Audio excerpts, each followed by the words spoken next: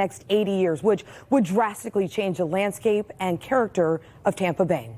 That's why mayors from three of our area cities, major cities, came together for a panel discussion on resiliency at today's Champions of Change Summit.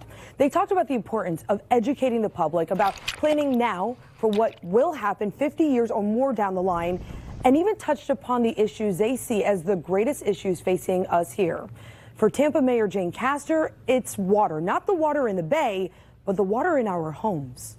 I think that is one of the top issues that we as a region will be faced with in the next decade is water. And there aren't any quick fixes for that. So those are solutions that need to be looked at now so that we don't wait until we're in a crisis situation. Organizers say the summit, aimed at creating resilient communities, is the first of its kind in the Tampa Bay area. Tomorrow, attendees will brainstorm how to define and prioritize the goals that will help guide a comprehensive Tampa Bay regional action plan.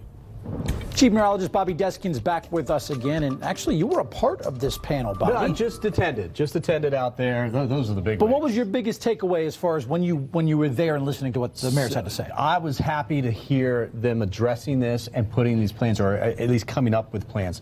Because what happens, guys, and you know, if you're on social media, if I post something about climate change, just a fact, here are the global temperatures, I'll lose 4 or 5 followers. They don't want to hear it. They don't believe it.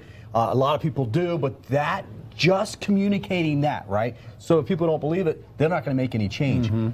Climate's changing. It's always been changing. It will always change. And especially here with the sea level rise, it's something that we have to be weary of. The issue is the urgency, and that you're seeing is because we haven't seen such a quick change when we look back in history. So whether it pans out or not, they're making plans to help protect us. And in 10, 15 years from now, the plans they're making today will help us. We'll be better off for it. We'll be better off for it. And so it's good to hear them do that. And I will say to you, and if you're a skeptic, even Mayor Castor said it. You know, she uses porridge. It can't be too hot, can't be too cold, right? She gets it. She understands how a lot of folks feel, but you have to do enough to make some changes. And so it's really good to hear them out there talking about this and making plans.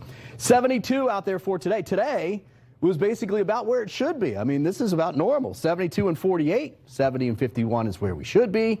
83 is the record for this date, and we're going to be close to that this weekend and into next.